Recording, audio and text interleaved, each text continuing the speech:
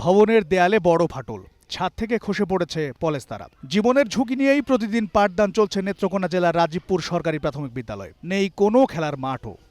আমাদের স্কুলে একটি খেলার মাঠ নেই, আমরা দৌড়তে পারি না।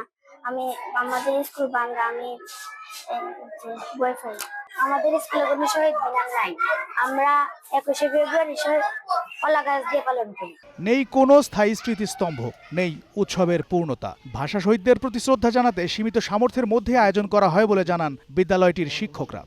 রাজীবপুর সরকারি প্রাথমিক বিদ্যালয়ে নতুন ভবন ও স্থায়ী শহীদ মিনার নির্মাণে সংশ্লিষ্ট কর্তৃপক্ষকে পদক্ষেপ নেয়ার আহ্বান জানান স্থানীয়রা।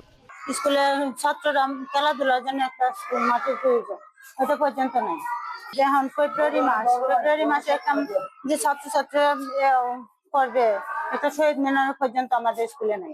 ছেলে মেয়েদেরকে যে ওখানে স্কুলে পাঠায়, এখানে পাঠানোর পরে কোনো নিরাপত্তা থাকে না, কারণ এখানে মাঠের সমস্যা।